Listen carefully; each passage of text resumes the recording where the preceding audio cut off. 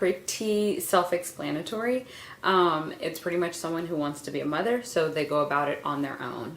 Um, yeah. It's not much more to it. So you just become a mom on your own. So people wonder why someone would want to be a single mom by choice. I know Yeah. I've mentioned to people, oh, I'd rather just be a single mother. I think once you get to a certain age, people start to ask you, when are you getting married? When are you having kids? Et cetera, et cetera. And I've said, like, I would rather just have my kids on my own and be a single mom. I've had people ask me, like, why would you want that? For me, I don't have to compromise. And so I don't have to compromise in how I raise my kids.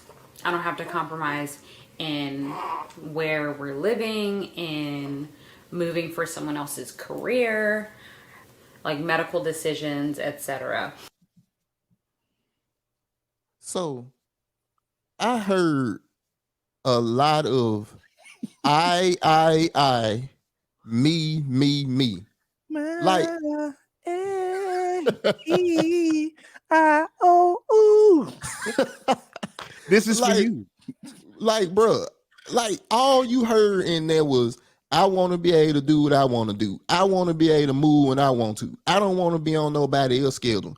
Okay, that's cool. That's fine for you to want. What about what your child needs? Like, these are the things that when you hear these women explain this, it's like, it's all about me. It's all about what I want to do. It's sickening, bro. Bro. Shout out to Kelvin Merton, man. He commented from Facebook. So it's working over there. Good to see Yes, that. sir. What's good, my boy? But yeah, exactly. Selfish women. Facts. It's all about I, me. This nigga is the Kobe Bryant of the baby game. Rest in peace. like, that's how you Wow. coming. It's like, give me the ball. I'm gonna take this over, and nobody has an opinion about anything. Yep. At least he was a team player. The man was a team player. He at least tried to get a ball to people in crucial situations when it was needed. She's literally just saying, fuck all that. Fuck how my Right. child gonna feel. Fuck what my child needs. Because you keep that's why I have a problem sometimes with this village mentality. Because I feel like this comes from a place of not respecting what fathers actually bring to the table. Facts. Bro, we say it all the time too. All the time. What is the value of a father to women that think the way they do? Don't make sense. Man, we just anyway. Shout out Yeah. to Drake for putting the hot sauce in the rubber with the with the damn jizz in it. Cause this what we gonna have to deal with, man. It's getting Oh crazy out man. here. Let's get back to it. And I'll be honest, initially I did look into having a known donor or like a co-parenting situation. And I'm really glad that I didn't choose that route because I don't want to share these decisions with anyone. And the next one that I get is kids need to have a father. And this kind of touches on last week where it's like, oh, it's so selfish. Kids need to have a father. First off, no, they don't. They really don't. You don't need a father. You don't need a mother. What you need is a stable and healthy home environment where you have one caretaker who loves you and supports you and is dedicated to you. Okay, hold on. Yeah. So first she says you don't need a father. Mm-hmm. That's what she started with. That's what hit her the most. That's the first thing that came out of her mouth. So that's really was her point of contention. That's what bothers her. Not Right. you don't need a mother. You only said you don't need a mother because you didn't want to seem biased. Too late. Right. You're obviously biased, right? She goes into caretaker. What are we talking about? Caretaker for what? Like, are we talking about a nanny? Because obviously they don't need a mother from what you According to said. her. So, I mean, just a nanny. You know what? Mm-hmm. Just get the local crackhead to come watch the baby. If he or she love him, what's the difference? Mm-hmm. And see what they'll do is talk about adoption and things like that, which I'm not against. I understand that. And maybe adoption with a single mother will be better than somebody living in a group home. I get it. But at the end of the day, is it the best situation for a child? No, it never has been. And she's acting as if what they like to do is say, let me take all the toxic two-parent homes and then compare this single mother home where I feel like I'm the greatest thing since sliced bread and government cheese, that I'm the one that's going to be the one that's going to change this narrative. And all of Yep. them end up figuring out, no, you need a father. It's like we going against what God said, bro. And it's simple. You don't even have to be a Bible thumper, a Quran thumper to understand that. And to me, I guess the most disappointing part in that is she did everything in her power to justify her point. You don't need a father. No, you don't. She was dead set on it. And like, bro, I sent you that video, bro, and she even said herself she had a great relationship with her father. She said it herself. She had a great relationship. So why you don't want a child, your child, to have a great relationship with a male? That, bro, Selfish. that's all it is, bro. It's straight selfishness. Let's finish it because it's almost over. Jesus. Enriching you and teaching you, you need that sense of security. Trust me, okay? I'm in grad school for a reason.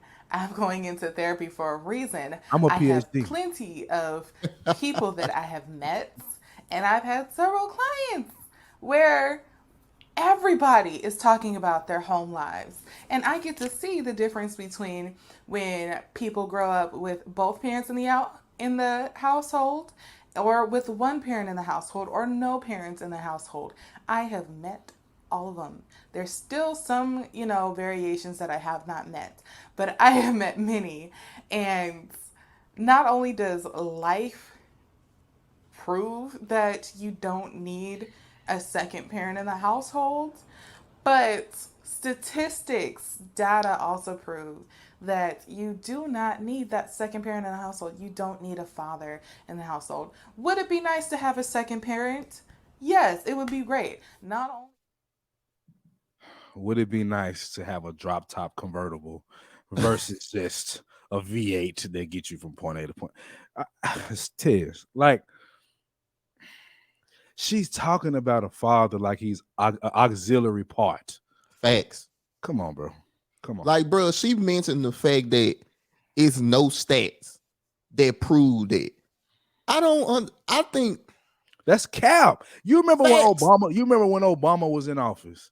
This man was on national TV quoting these stats of how children are more likely to be R words or R worded, be a molester, would be violent, would be more likely to be in the penal system.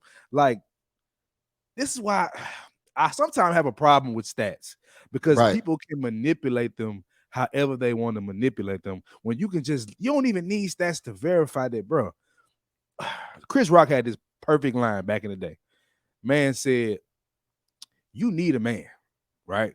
He said, but I understand you don't, quote unquote, need a man, but you can drive a car with your feet if you want to, but it's best that you drive it with two hands. Right. It's just logic, bro.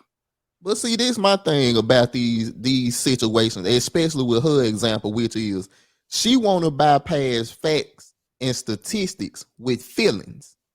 And see, we see that a lot when we talk to women, when we deal with women, when we have women on the episodes. It's these feminist women. That's really what it is.